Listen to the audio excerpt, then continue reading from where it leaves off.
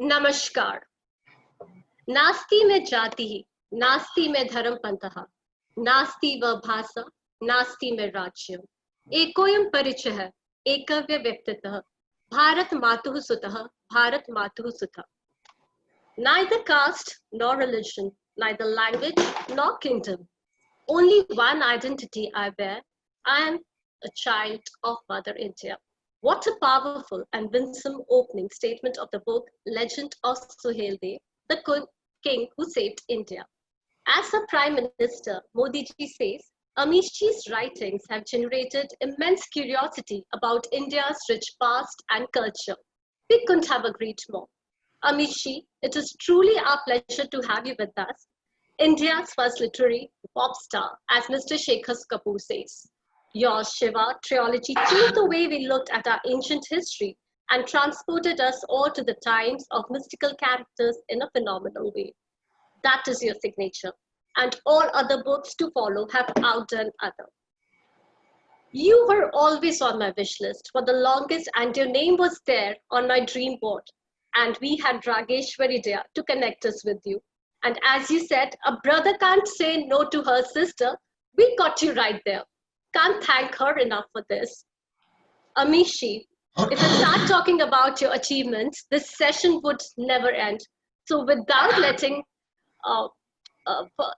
further ado, let me invite our literary head, Mrs. Pooja Chopra, to take over. Pooja, over to you.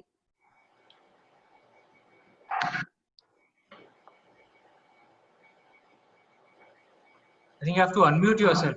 You can't hear.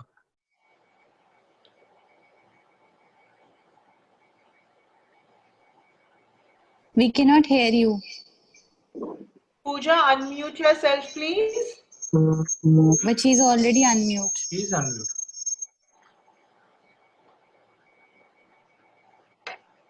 Yeah, she's fixing it right.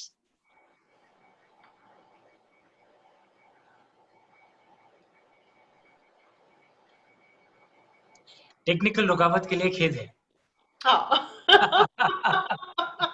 So these things happen, yeah. With all these, Zoom calls, many of us are doing. Yeah. Thank you so much. And it happened with Rageshwari also. So, okay. How about the earlier one, Pooja? Yeah, I'm just. And leave the meeting there. On the outset, I deem it my proud privilege to introduce the guest for the evening, Mr. Amish Tripathi. The purpose is not the destination, but the journey itself. Only those who understand the simple truth can experience true happiness. A quote from Mr. Amish Tripathi's which is very close to my perspective of life.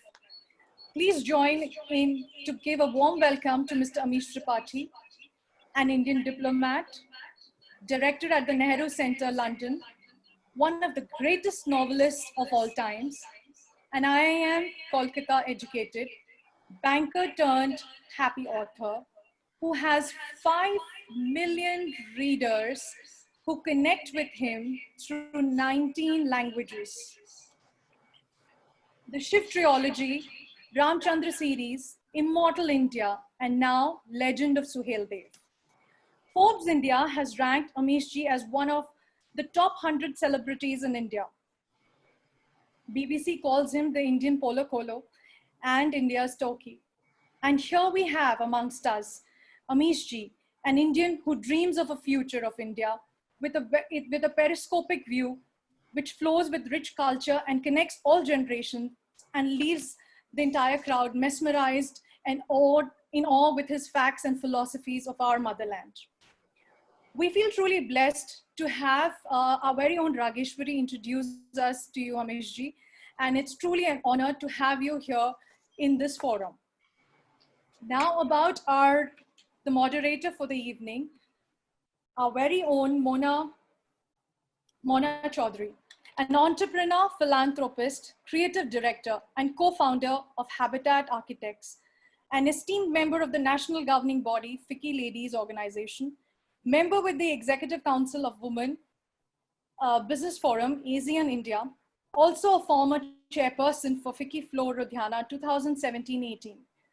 Mona Chaudhary provides design intervention solutions for global appeal with intuitive focus on indigenous textiles in India. As the Flow Khadi Global Advisor representative at United Nations CSW63 New York 2019, M is, as fondly we call her, works relentlessly in building sustainable businesses and transforming lives. FICCI Flow is truly proud of your endeavors.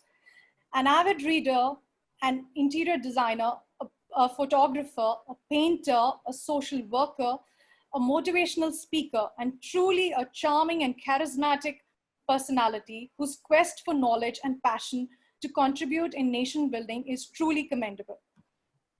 Over to you, Mona, for an interesting session. Hi, welcome, Amish ji. Thank you, Monica ji. What should I address you as? An author, a columnist, a diplomat, or a man with a smile that can win many a hearts? It's definitely one mind. Okay, hopefully not the last one. Oh, no, I'm sure not. I'm really sure not. Okay, I mean, I'm Amish. Yeah, I'm just delighted to be here. Thank you so much for having me. And before we begin, I was just kind of just looking at the gallery view to see who all are here. And I noticed Vinita Bimbut is here. She's the wife of my, hi Vinita, she's the wife of my boss from IDBI Bank. A good, shit, nearly 20 years ago, man, I'm old. Okay. Vinita and me were holding a very interesting conversation about you. She's a very dear friend and also a past president of Flow. So Okay. mentioned, and I heard all about you being a part of the bank, and she remembers you really fondly. And we're going to invite her in the drawing room conversation with you as well. Also, pleasure meeting you again, Vinita, after so long. So Amish, if I can call you Amish instead of Amish, yeah. Your unique combination of crackling storytelling, religious symbolism, and profound philosophies are evident in all your books, but it seems to really come up very strongly in your new book for the warrior hero King Suhail Dev. As I've read the book, it seems he unites Indians across religions, castes, regions. Under his fierce leadership against the foreign invaders, India takes a different face. The prose, the way you've written is, it's simple, it's direct plot, very heady with excitement, has all the making of a thriller. As we understand all creative processes, we as creative people, we need inspirations, we need due diligence and research. Tell me something. In this particular book, you have surprisingly depicted a dazzling female who is equal to her male counterparts in those times, characters which have anomalies like same-sex love stories. There is no judgment the way you've written them. Please do tell me, are these historical facts or social messages, social message, mythological lessons you are wanting to give to the generation today?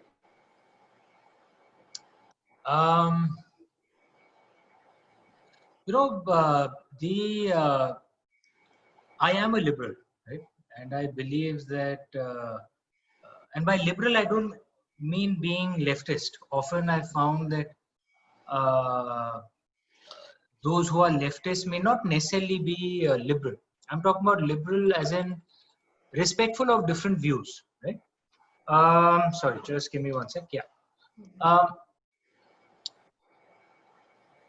And often I believe the mistake that is made by liberals in India today is when they want to make the case for liberalism, they quote Western or Westernized examples. Right? Mm-hmm. So either those from the US or UK, where I am right now, or Westernized Indians in India. And I think the chances of finding success to convincing people of the liberal case through that approach is low. Right? Because most Indians will say, what's in it? It has nothing to do with me. we must always quote our own examples, examples from our own soil, examples from our own traditions. And the good news is, unlike most other cultures in the world, we don't have to make shit up Yeah, wow. to make the case for liberalism. Many of the medieval interpretations that have emerged in India, I admit, can be conservative, but any society which suffers horrific violence, horrific random violence, as we did for 1,000 years, first the Turks and then the Europeans, among the most brutal and barbaric invasions ever in human history, were those carried out on India, as Will Durant had said.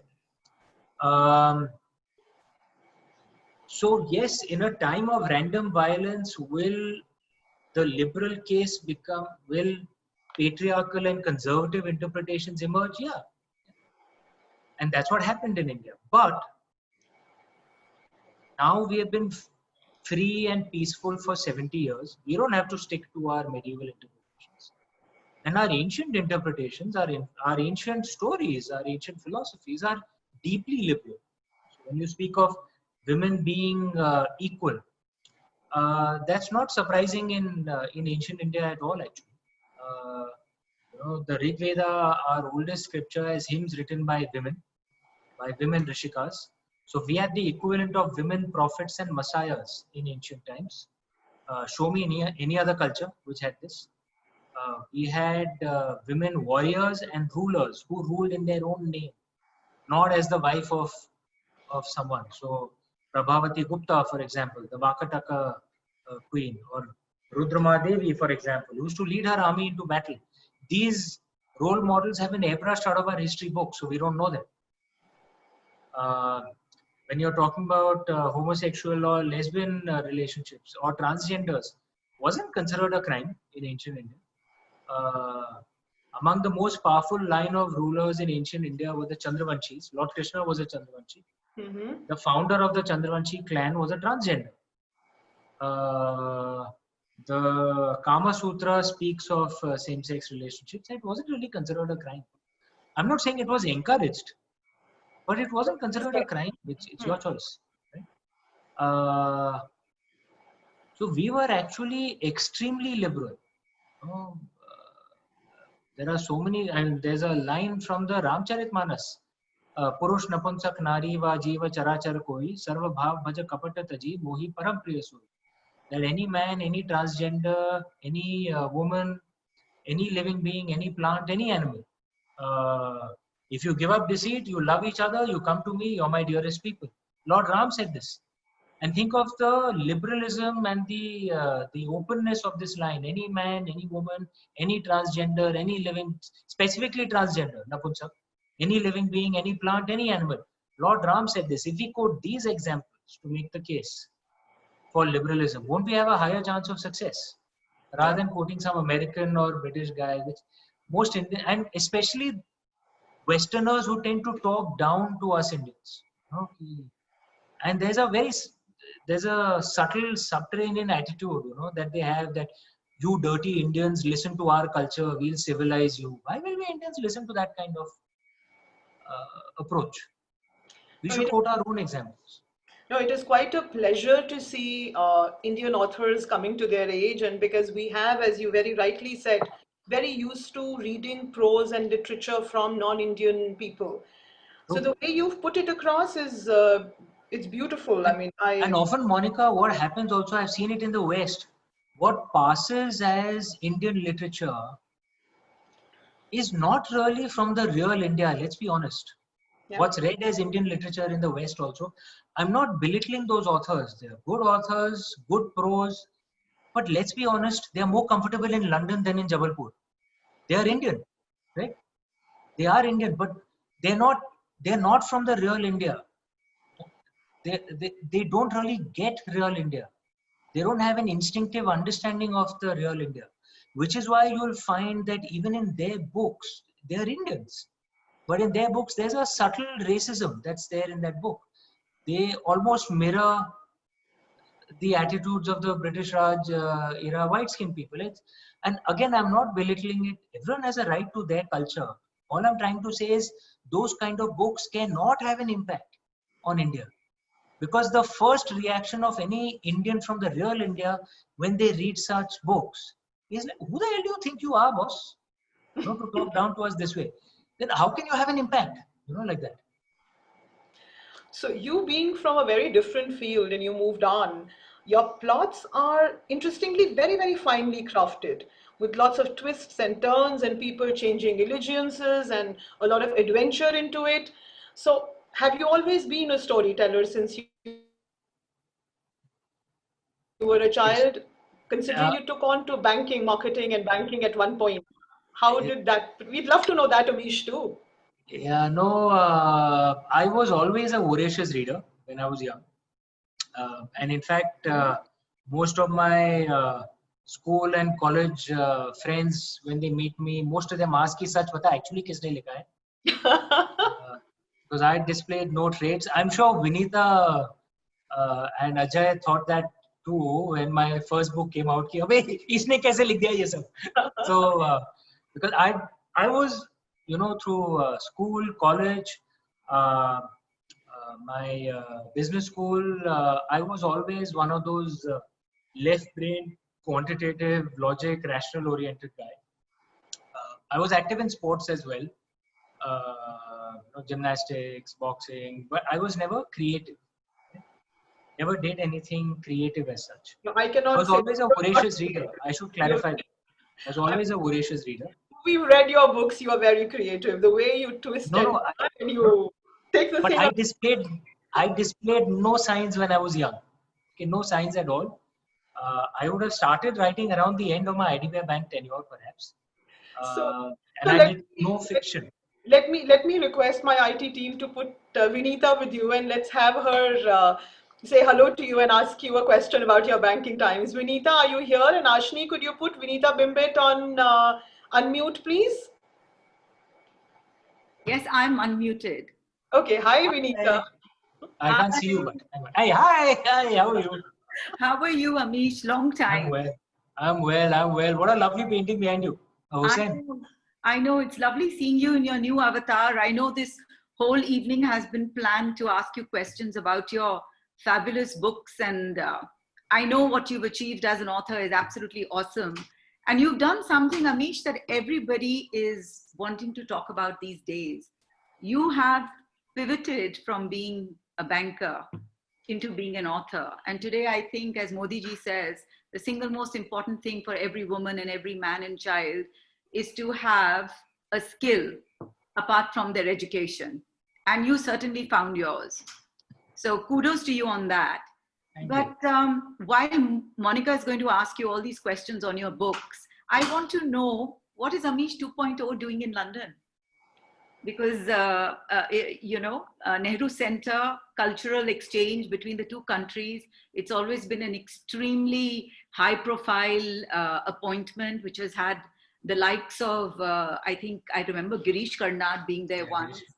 I also remember the first one was Gopala Krishna Gandhi, and now it's you. So what is Amish 2.0 going to do there? No, this in a sense is actually Amish 3.0.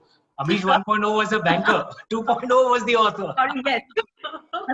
Amish 2.0 and Amish 3.0. It's a very, very prestigious role. And the names that you've listed, those are very big shoes to fill. And so it certainly was an honor when this role was offered. Nehru Center is our equivalent in the UK of what the British Council is in India. To drive the Indian narrative, to speak of Indian culture in the Western world. The Anglosphere drives the cultural memes and cultural conversations across the world. There's a reason why China invests so much money in English movies and not in, say, Iranian movies or French movies, which could probably be of better quality. It's because the Anglosphere has a massive cultural footprint. And the three cities which drive the Anglosphere's cultural memes and conversations are essentially London, New York, and LA, which makes London strategically important in the cultural space. So that's why the Nehru Center is always treated with a lot of importance, because what we do in London ends up impacting our conversation across the entire world. And this government certainly sees things from a much longer term perspective. And there is of course hard power. India is a $3 trillion economy now. We are growing fast, but there is a value to soft power as well, which is essentially about cultural conversations. That's the role that the Nehru Center has to drive. One of the key things that was told to me, which I realized when I came here as well, that the Nehru Center was ending up behaving a bit like a ghetto rather than a cultural outpost, which meant that we were only talking to ourselves. Mm-hmm. Our programming was designed such, our invitation list was such that we only had the Indian diaspora, and that to the elderly among the Indian diaspora. And I was told, make it multicultural. We must get the native British, we must get the second, third generation Indians. And once started moving the programming in that direction, then unfortunately, some people decided to eat bats and stop the entire world. But I think the online space has been a blessing in disguise, because our audience has expanded dramatically. We moved things online aggressively at the Nehru Center. And to be honest, I'm beginning to understand how the bureaucracy works. There are strengths and weaknesses of every system. The bureaucracy has strengths and weaknesses as well. And one of the weaknesses in the bureaucracy is doing anything innovative is very difficult. You have to push a lot, to cause change. And what the COVID pandemic has done is made the case for online very easy to push, because even the bureaucracies realize, look, we have no choice. We can't do physical things right now. So we have moved our events aggressively online, and things have expanded dramatically. We have an auditorium right here in Mayfair. Our centers in Mayfair, lovely Georgian era building, but there's a capacity limitation, right? 130 people. We can't host more than that, and it's right in the heart of London. Parking headaches, all that jazz. We moved our programs online. We are getting for our programs, we are getting 12,000 to 15,000 viewers. It's taken off, right? We're not just getting audiences from London, but from the Midlands, from Scotland, from Northern Ireland, from Wales. So we're a national brand now. And because of that, we have artists. Sorry? Sorry, we were talking about... Someone needs to be muted. Oh, that was cool. So, yeah, Gauri Deshpande is asking, can we attend these programs? Gauri, yes, of course you can, but I must tell you, there's a bureaucratic organization. So you need to file an application in triplicate at the Nehru Center website. Your Aadhaar number must be quoted and a copy of your passport as well. Then we will consider whether... No, I'm joking. Feel free to attend. It is completely open. The Nehru Center Facebook page is verified now. It had just a few hundred followers. Now it has some 9,000, 10,000 followers. It's a verified page. You can very easily find it. The Nehru Center, London. We broadcast our programs out there. We've also just started broadcasting on YouTube as well. Join our programs, and what we are doing is actually we are updating our programming as well, making it cooler, making it more hip, while still deeply Indian, of course, with an Indian soul, but a little more modern and cooler. So actually, it's been an exciting few months. I know it doesn't sound right to say that, considering what the world has gone through in the last few months. But for the Nehru Center, we've expanded dramatically. So all of you also, please join us and spread the word among all your friends. The Nehru Center Facebook page, you're very welcome to join. Our YouTube. I'm going to congratulate you. Now. Sorry. I'm going to congratulate you on that appointment, though I did speak to you before you left, because I know it's extremely prestigious, and I know that there is a huge selection process. And I know if there's someone can make a change, it will be you.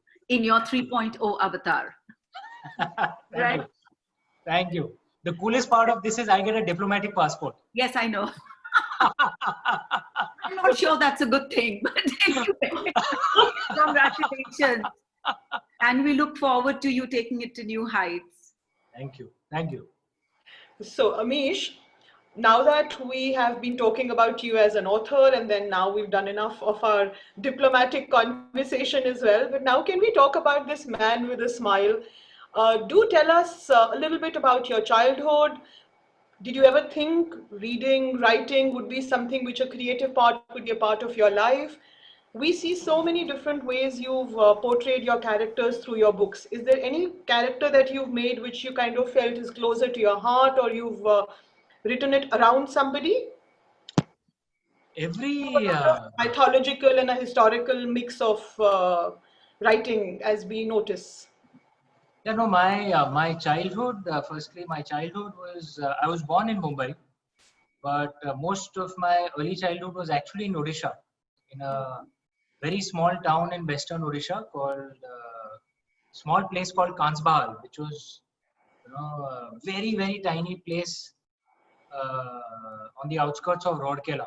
It's a steel town, western Odisha. My father used to work there, so that's where I studied, did my early education in this school called Utmal English Primary School. And then I was in a boarding school, Lawrence School in Ooty, and then did my high school in Mumbai, Cathedral and John Connon School. Then did my MBA in, I did my BSc Mathematics in Xavier's College and did my MBA from IIM Calcutta. That's my background. I used to always read a lot. In our family, everyone reads a lot. So, children often, they don't do what their parents tell them to do. They do what they see their parents doing. And since both my parents read a lot, all four of us siblings also read a lot. It was just kind of a So habit. you're just that right example today where everybody is talking about serious work, having a passion, and trying to move away from the basic way of living life and looking at something which you really admire and do. You changed your entire way of life and became somebody, and I comment on that. No problem. Someone Sorry has to be about that. muted. Sorry. And Yeah, I mean, I like I said, I love reading. I used to sing as well. I was the lead singer of a band in IIM Calcutta. So I used to sing on stage. Obviously, one had to sing the popular stuff. So I sang both Hindi and English. तो आप गाने की 2 line सुनाएंगे हमें क्या? No. I used to sing, I think, well, once upon a time. Now I kind of croak. Though actually I have kind of, in this pandemic, since I was alone, I have started, singing again. With a bandmate of mine from IIM Calcutta who works in BCG. Oh, wow. So there's this software called BandLab. So we collaborated across that to record a song by this band called Extreme, More Than Words. I don't know if you've heard that. No, haven't, but we'll make it a point to run it through now, 100%. And now let me get one more person from across the country for you. Vinita from Mumbai. Now I'm calling somebody from your hometown, Orissa. Her name is Dhaitri. She's our chairperson at that point. So the silver lining of connecting everybody around on one platform seems to be doing very well for us too. Dhaitri, can I have you on screen? Would love to have you come and join us in this conversation. IT team, could you please unmute Dhaitri?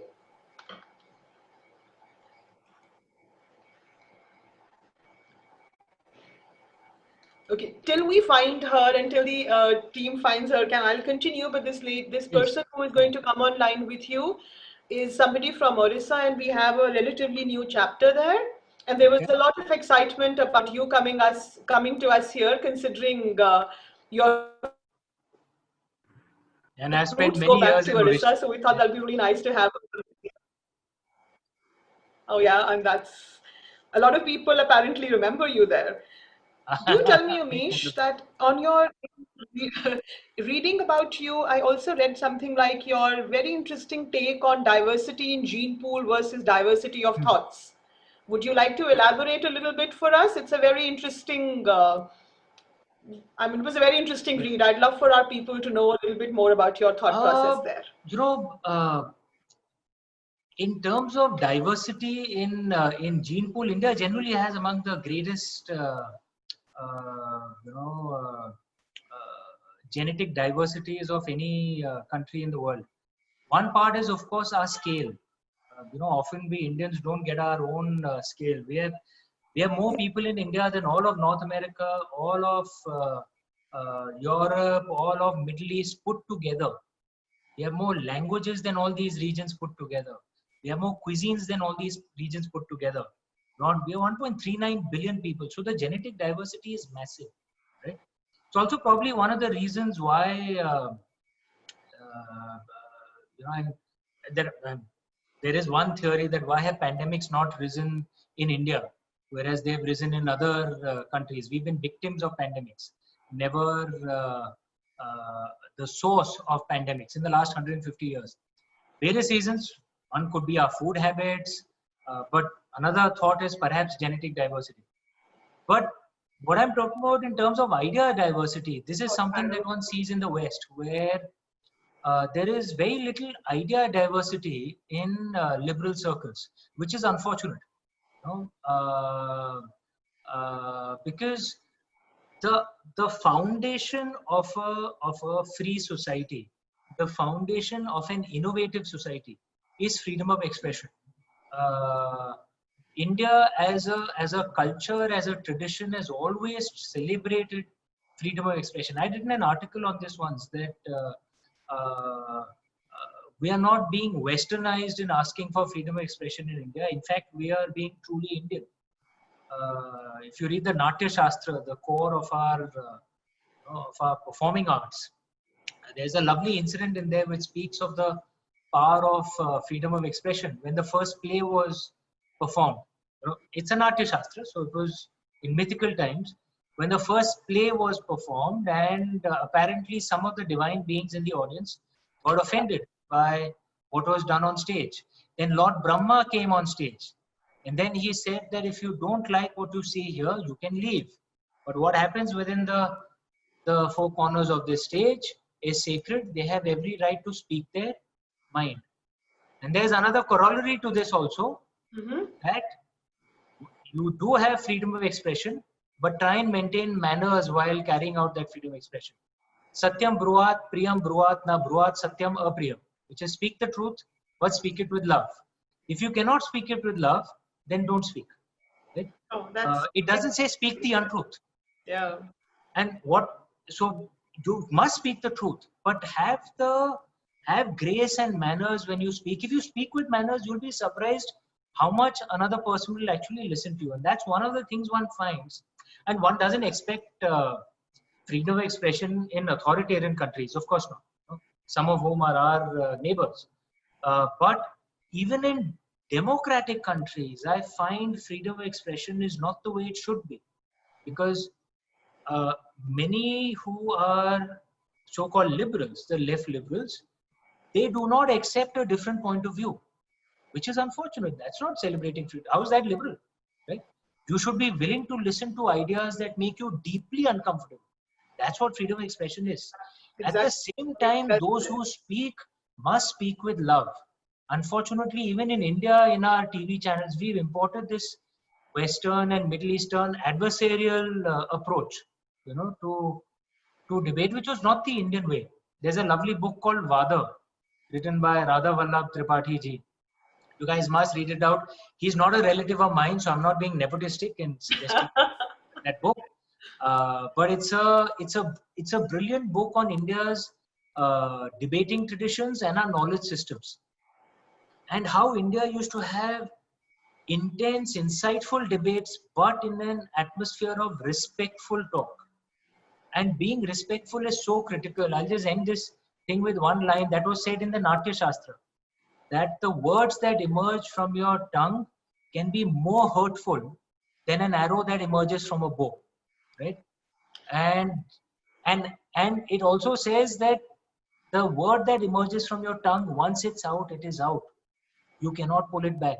So therefore, think before you speak, and speak with manners and grace. And seriously, if you do that, you'll be surprised how much the other person is willing to listen to you. Very, very rightly put, Amish. What a takeaway for everybody back who's hearing this. Speak the truth, but speak it with grace. Something to take back home for all of us. So Dhaitri's just messaged to me, Amish, she's Dhaitri Patnaik. She wanted to ask you a particular question and her internet is not really working to come online. So what she's asked me to check with you is, you write beautifully. Do you run through your scripts yourself? Do you have critics? Or is there anybody who validates your work? I mean, is there anybody around your life, your family, or your friends, or you validate yourself when you write something and you put it across? Essentially, my family. So my wife, now my ex-wife, she used to read chapter by chapter. My siblings, my in-laws, they almost read chapter by chapter, each book. They give me their feedback, but I'm a stubborn guy, so I only listen to what I agree with. If I don't agree with it, I don't listen to it. Outside of that, my editor starts reading only once a book is complete. And I've had essentially 2 editors through most of my career, and why I like them is even in the feedback that they give, they never get into this very silly thing of, write it this way, it'll appeal to this reader group, write it this way, it'll appeal to the critics, because that nonsense will not work with me. I wanted to be true to the book. When I'm writing, I genuinely don't care whether the readers will like it or whether the critics will like it or not. I genuinely don't care. I write for myself, and the feedback that has to come to me has to be, this philosophy is not clear, this character is behaving out of character. That I'm willing to listen to. Otherwise, I'm very clear that I write what feels right to me. If the purpose is to make money, one can always go back to a banking job. I have good relations with most of my ex-bosses, including Ajay. I'm sure if my book start flopping, I'm sure he'll give me a job. But I am very clear. I will write what feels right to me. I start thinking of practical, pragmatic stuff only when I'm in the marketing phase. At that time, I start thinking, okay, how do I sell this thing? Because I don't want my publisher to make losses. But while writing, I will do what feels right to me. And a few people who I respect, I listen to their views, but it's my book, so I will decide. Very much understand and appreciate that creative thought, and somebody's right to say something, and that's what makes us what we are. If you were to be hearing and writing what others were to say, you would not be the Amish Tripathi that we have across us today. There's a lovely line in the Bhagavad Gita, Shreya Swadharma Vigunaha Paradharma Swanushthathat. That do your own Swadharma, even if you make mistakes while doing it, rather than doing someone else's Swadharma, even if you do it perfectly. Swadharma is like your own personal dharma, your own personal purpose. Fantastic. And no one in the world has the right to tell you what your purpose is. No one in the world, not your spouse, not your siblings, not your parents, no one. Only you can decide what your purpose is, because it gives you peace. It gives you a sense of purpose when you do it. Defines you. And if you're lucky to discover that, then you must do that. Only that. Even if you make mistakes while doing it, follow your purpose. So be it. I appreciate that. I'm sure everybody appreciates that. That is what reflects in the way we know anything about you or we read something about you. I think it's very, very interesting. We can take this conversation on and on and on, but I have so many audience who have whipped in so many questions for you. They want to have that little touch and base with you so that they can take that back home besides the lovely things that you're talking. If it's all right with you, I'm going to pass the baton to Shweta. We have a very long list of people who are going to ask questions. There is one thing that I definitely want to ask you before I pass this baton off.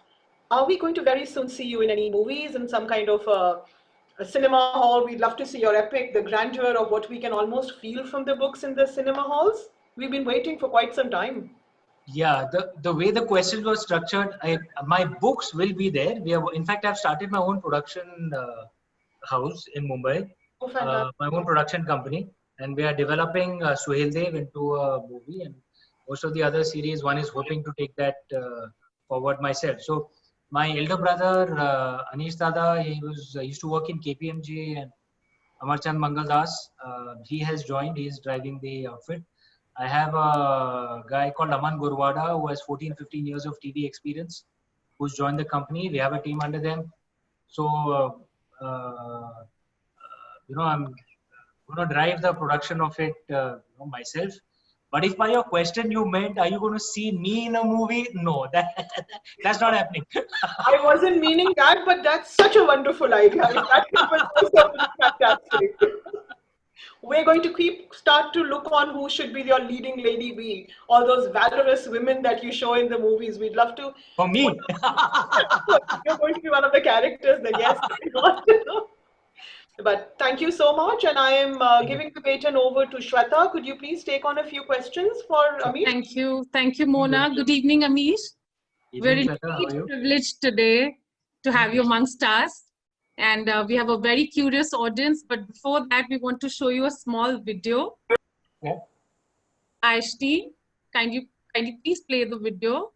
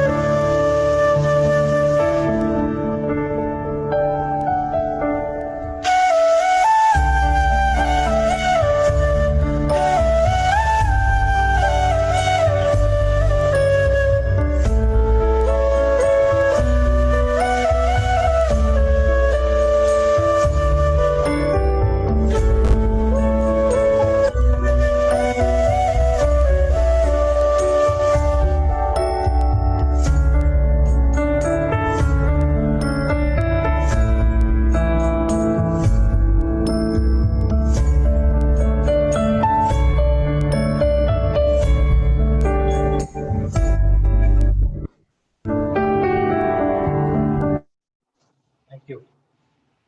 Thank you, Aishti. Let me now please call Akshita Buddhi Raja, our FICCI member, to kindly ask a question from Amish. Over to you, Akshita. Hi Amish, Akshita. how are you? First of all, thank you for such an amazing session.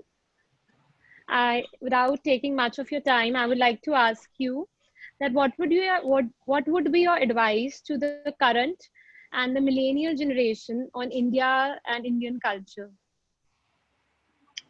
I don't know if I'm anyone to be giving advice to the millennials and the Gen Zs. One of the things that I've liked about the millennials and Gen Zs is that in many ways they are more Indian than their parents. And by that I mean the ability to question everything. That is actually a deeply Indian trait. In Vedic Sanskrit, there is no translation for the English word blasphemy because there was no concept like that. They had no word for it. So this need to question is a deeply Indian approach, and I find that there among the millennials and the Gen Zs. Most of my readers are actually the millennials and Gen Zs. So I know that it's kind of fashionable to say that they are cut off from our culture. I don't think that's true. There's a play by Kalidasa called Malavikagni Mitram. I don't know if Akshita, I don't know if you've read that play. No, I'm not. Yeah, so it's a very ancient Kalidasa, so 2000 years old. And in that there is a scene of a father complaining about his child, that apparently his child was not interested in their culture and traditions. So parents were had this complaint 2000 years ago, and they have that same complaint today as well. But our culture is still alive, right? And I think the unique thing of the Indian way is that we have this ability to keep the soul of the old, but keep adding in something of the new, right? In every age. What that does is it keeps us deeply connected to the past. We are the only pre-Bronze Age pagan culture that is still alive. Every other pre-Bronze Age pagan culture has been wiped out. All of them are museum pieces. Pharaonic Egypt, Mesopotamia, Zoroastrian Persia, they're all museum pieces, right? But we are still alive. And yet, and I think one of the reasons why we are still alive is because we remain connected to the old, but keep adding in something of the new again and again and again, which, in a way kind of revives it, right? And that's what I think our Gen Z and our millennials do when they, when one of my millennial readers, comes and tells me that I think Lord Shiva is the dude of the gods, right? Now, he's still connected, to the traditions which go back 10,000 years, but he's added in something of the modern as well to it, right? And I find nothing wrong with this. This is the way India's tradition has always been. We remain connected to our old, but in every age we add in something to the new. So the only message, if I have any, to the millennials and Gen Z, keep doing what you're doing and remain connected to India and contribute to this great land as much as you can. Very well said. Thanks. Thank you so much. Thank you so much, Amish. Thank you. May I now request Amy Chaudhary to put forth her question, please? Yeah. Good evening, Amish. Good evening, Amy. Yeah, thank you so much for such beautiful insights that you've given. And my question is, what kind of research goes into your books, like from mythological, historical point of view? And how do you try to balance between facts and, adding a little bit of fiction, like your own little twists? Good question, Amy. I was trying to see you, but unfortunately I couldn't. Research. Look, the way I see it is anything that I'm doing when I'm not writing is research, right? I read all the time. So most of my free time I spend reading. I read at least 5-6 books a month, and I've been reading at that pace for many decades now. And I don't kind of do research for a subject. I just read because I like reading. That's it. So it's not that I'm doing it for a particular end object. I just keep gathering data and knowledge. God knows which book it will go in. I don't think about that while I'm reading. I just keep reading because I like gathering knowledge. It's the way I am. I travel a great deal as well. And whenever I travel, I try and learn from those experiences as well.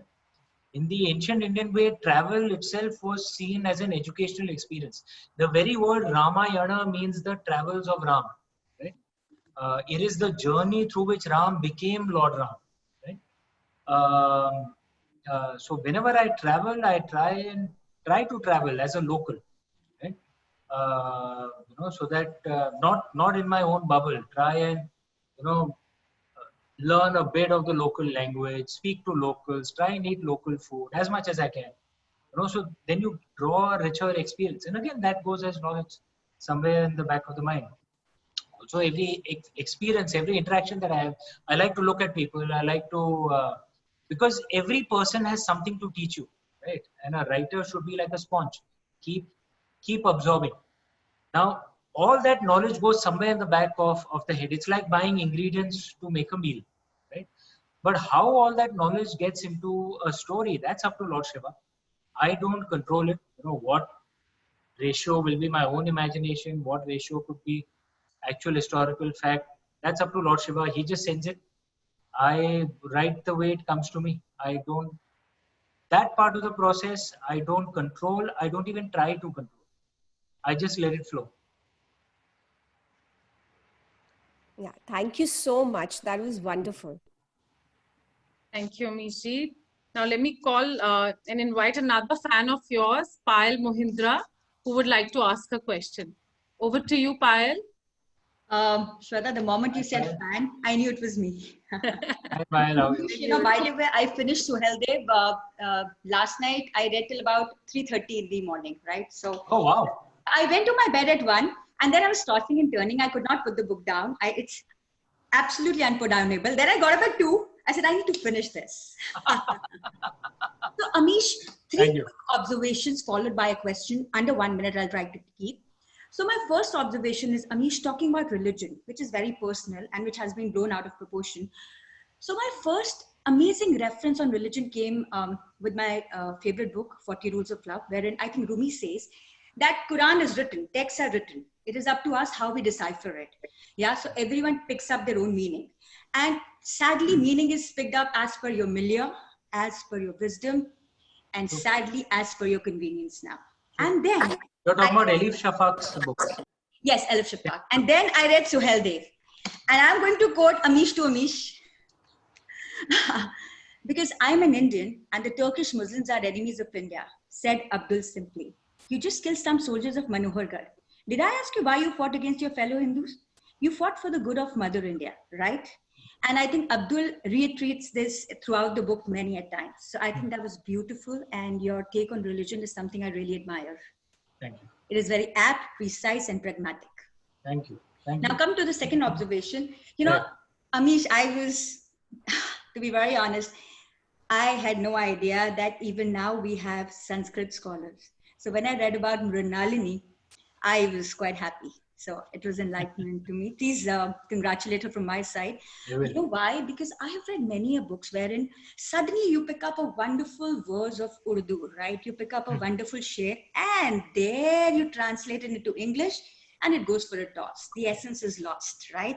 So you have rightly picked up Sanskrit scriptures and then translated. So giving it apt weightage, which is commendable.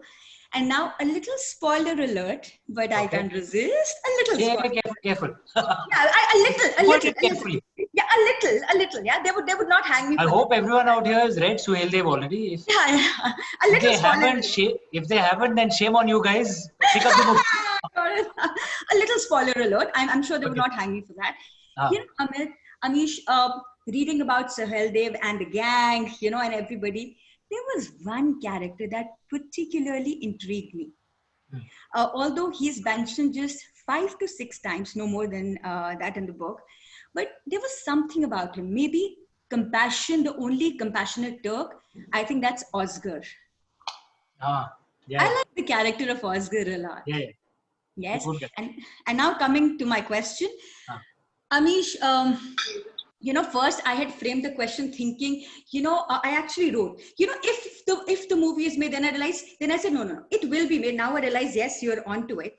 So whenever you would, pick up Suheldev and try to create it into a major motion picture, who would you choose for the role of Suheldev? You know, because all through this time while I was reading Suheldev, unfortunately, I couldn't take Sushant Singh Rajput off my mind. Nevertheless, anyway, so who would be your choice for Suheldev? I was actually a big fan of Sushant Singh Rajput, and we'd actually engaged a bit. Oh, really? Because he was a devotee of Lord Shiva. So he'd read the Shiva trilogy, and I can't say I was a friend, you know, but we had, you know, engaged a bit, messaged a bit. And he was such an exceptionally intelligent man. You know, not trying to sound biased, I'd actually told him कि यार तू films में क्या कर रहा है यार? So yeah, it's very sad. He would have been so perfect. Perfect for this. Yes, I could almost picturize in my mind, you know. And you know, I think we've grown up saying Har Har Mahadev, right? And it is only through your book I realized we are gods. So it's wonderful. Thank you. So let's see who could be a good actor on this. I mean, the team has various thoughts, you know. Ranveer Singh could be Vicky Kaushal, but it's too early. Because right now, one guy who plays the role of Shiva in lot many mythological dramas that we see, he could be a good choice too. I don't know his name. Sorry, who? There's one guy who plays Shiva. Yeah, Mohit Raina. Mohit could be a good choice too. I know him too. I mean, of course, I'm a big fan of. He's very good. That he's You know, the way he'd acted, I'd actually told him it's almost like Mahadev ka sar aapke haath pe, Mahadev ka haath aapke sar pe. It was amazing. Yes. So yeah, let's see. Too early to say. Right Look now, it's a forward. script being developed, but let's see how it goes. Look forward. And where Osgur is concerned, I want to say this. There's a line which I say in the book, and that I think it's a very important line that we Indians must remember, because we are the only pre-Bronze Age culture that is still alive. Yes. Every other pre-Bronze Age culture. कुछ तो बात है कि हस्ती मिटती नहीं हिंदुस्तान की. And most of those cultures have been wiped out violently. Now, when people suffer a lot of violence, it's natural for anger to rise. And that's a way, you know, Osgur kind of reminds me of that line. There's a line which King Suhildev's mother tells him, that the biggest risk in fighting a monster is not that you lose to the monster. Become yourself. Is that in fighting that monster, you yourself will become a monster. Yes. And if that happens, then what's the point of winning? You might as well just become the original only, convert and become the original. So how do you win and yet keep our own traditional, deeply liberal, strong, but deeply liberal ways? That balance is most critical. We shouldn't be weak, because if we were weak, then we would have been wiped out. Yeah? Yes. So Very well. We are strong. That is good. But how do you maintain that balance? While fighting a monster, we ourselves should not become a monster. We should defeat that monster, of course. But we cannot, because we are the descendants of Lord Ram. We have higher standards to follow, right? Than the monsters who invaded us.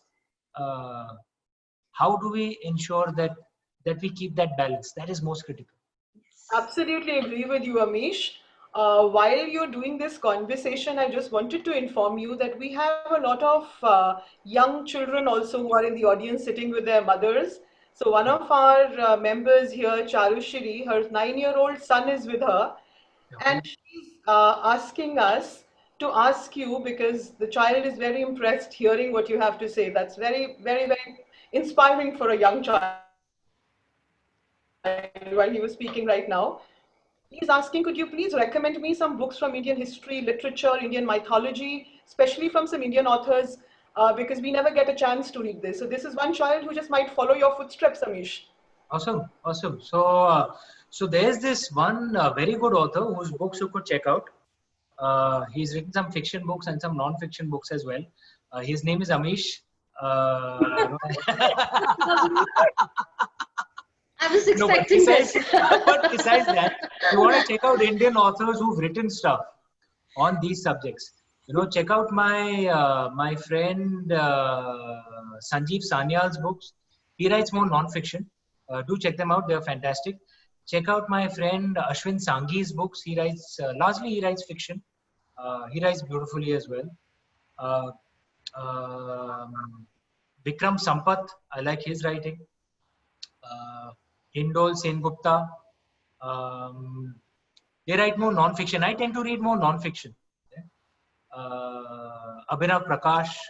So there are many authors who are, who are deeply connected to our roots, but are able to convey it in a modern, easy way as well. Those are the kind of authors I'm recommending. You know what I'm going to do is, after this, we're going to make the takeaways from Amish Tripathi and send it to everybody. And I think that will be a very interesting way of doing it. I think Shweta and Pooja are ready with our next guest to ask you the question. Yeah, may I now request Sangeeta Agarwal to kindly put forth her question. Thank you so much. Hello, Amish. Hi, Sangeeta. How are you? Such a wonderful session. Really enjoying it, actually. Thank you. My question for you is, when can we expect next book in the famed Ram series? I am writing it right now. I am around a fifth of the way through. It should be out by the second half of next year. It's tentatively called The War of Lanka. Okay. The first three books were in a multilinear narrative. Ram, Sayanu, Ikshvaku, from the birth of Lord Ram to the kidnapping of goddess Sita. Sita, warrior of Mithila, from her birth to her kidnapping. And Ravan, enemy of Aryavarta, from his birth to the time he kidnaps goddess Sita. And the fourth book onwards is a common narrative. So fourth book is from the kidnapping of goddess Sita onwards till the death of Ravan. The fourth. So that is tentatively titled War of Lanka. I'm writing it right now and hope to release it second half of next year. Hope you like it when you read. So looking forward. Thank you so much. Looking forward to it. Looking forward to it. Truly. Thank you, Amiji. Now, may I please request Shivani Gupta to kindly ask her question. Over to you, Shivani. Thank you, Shweta, and thank you, Amish, for a wonderful evening. Dil mange more, but I have my question in line. So, in the book Ravan, you left it for the readers to determine whether he was the greatest villain in the history or just a victim of circumstances. So, my question to you is that who do you think Ravan was out of the two? Good question.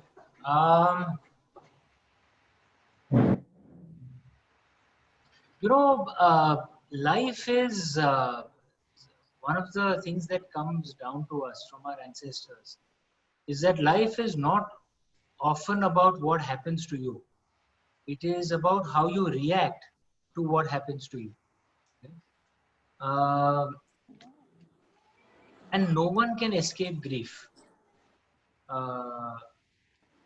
Did Ravan suffer horrific grief? Yes, of course he did. So did Lord Ram. He suffered a lot as well. I mean, the first noble truth of the four noble truths of Gautam Buddha, of Lord Buddha, was that grief is the fundamental reality of the universe. None of us escape it. All of us will be cursed with our quota of grief. Some more, some less, but no one has a perfect life which has no grief. None of us have. Right? I've had a very difficult personal time the last 4-5 years, and professionally every year has been better than the earlier one, but my personal life has been very, very difficult, right? Over the last 4-5 years. None of us escapes. It's a part of life. Right? The key thing we can learn from the archetypes that are spoken of in our stories, not just Lord Ram but Ravan as well, is how do we react to the pain and grief that we are cursed with.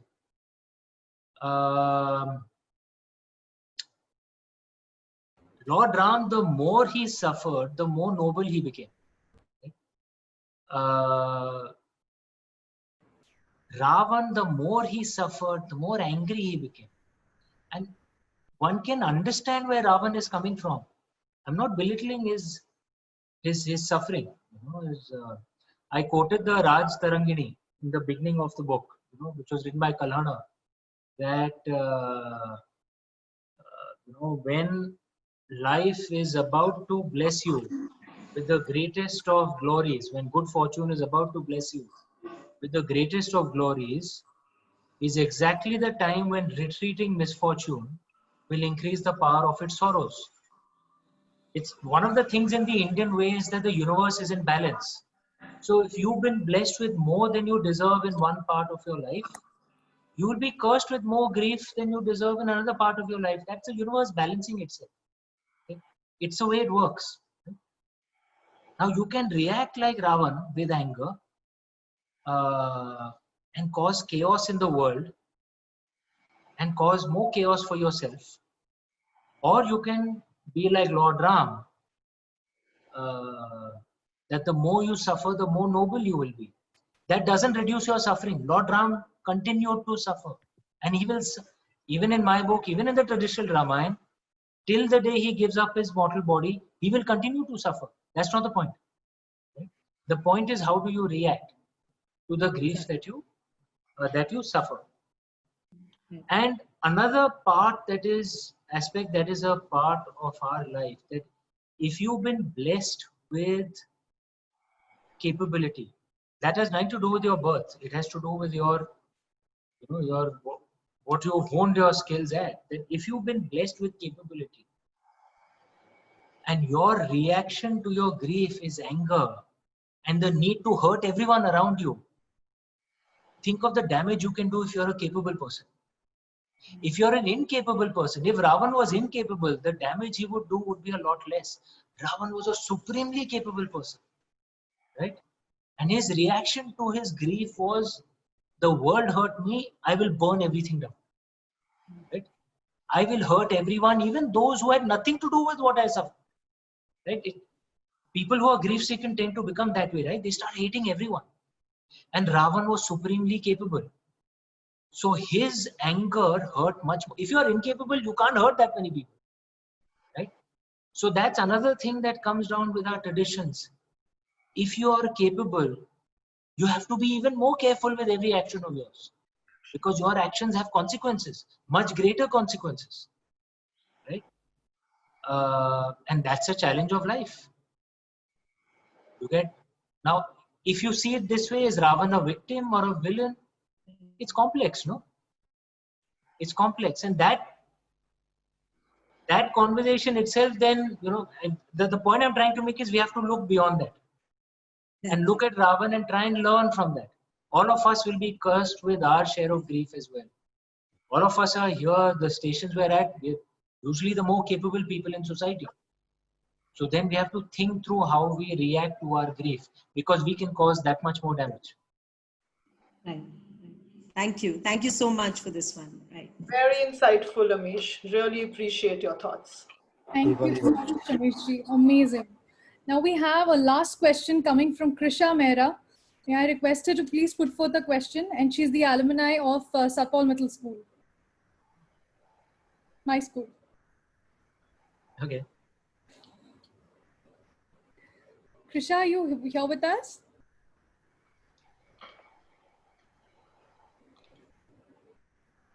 I don't see her, Pooja, I think. Okay, her question. Did she send a question to you? May I ask? Has sent in her question. And her question is, how do I qualify to be with in the Writers Center, part of the Immortal Clubs, because she's a avid reader and a very good writer too. Thank you. Right now we have a few published writers in the Writers Center, but we're thinking of starting a contest, writers contest to get more people in. So that's where it's at this point of time. We haven't launched that contest as yet. And right now the projects that I have, we have writers already, but Trisha, please feel free to write to an email ID, sharmika@theimmortalstudios.com. The email ID is there on my website as well.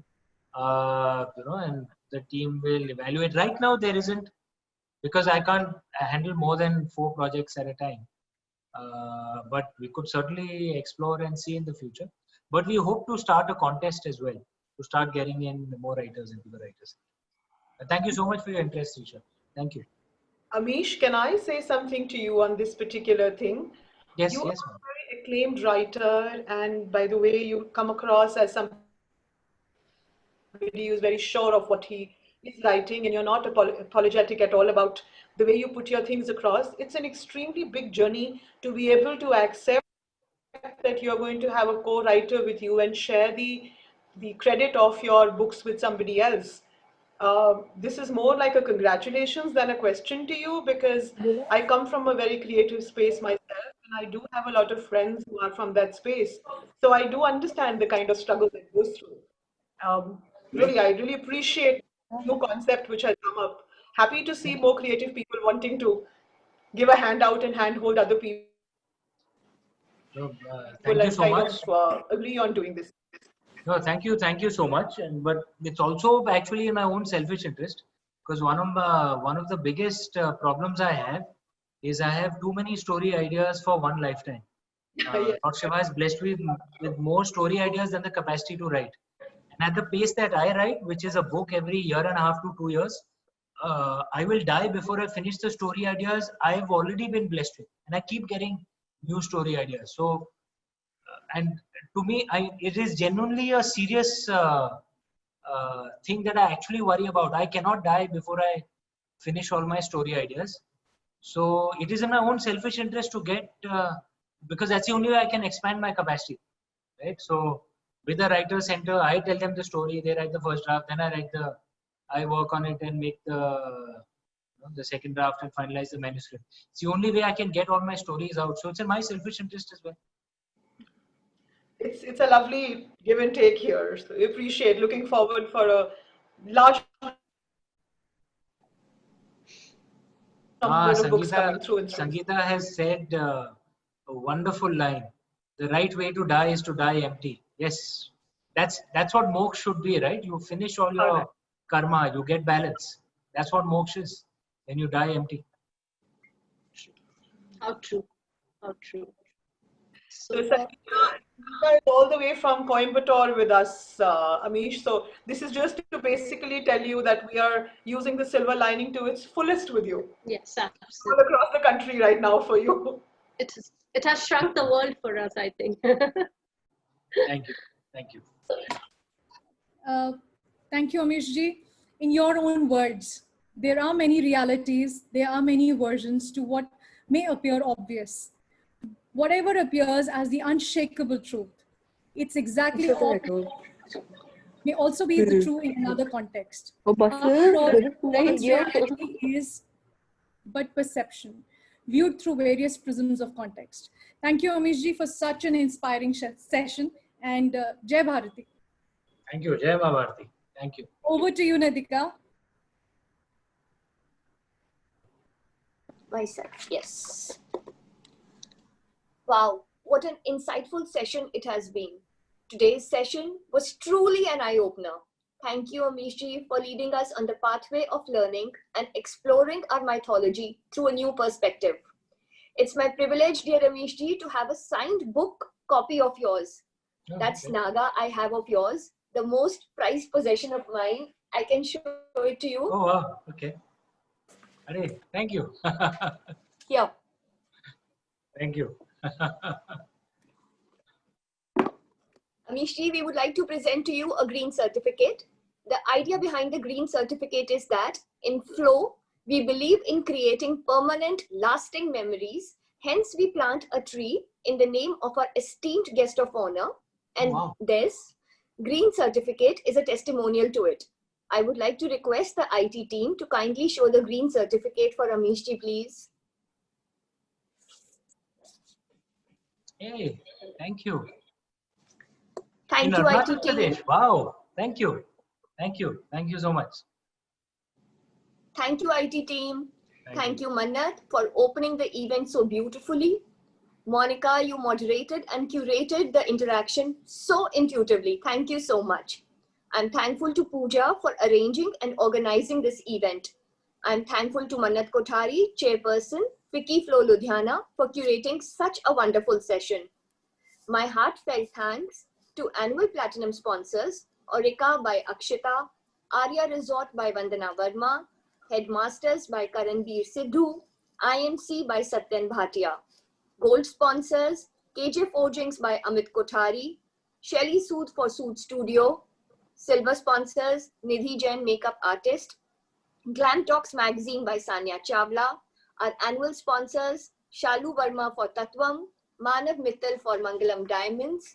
Our PR partner, Penumbra by Sukriti. Our technical partner, 01 Synergy by Preet Chandok. Thank you for being such a wonderful audience. Strongest together, stay home, stay safe.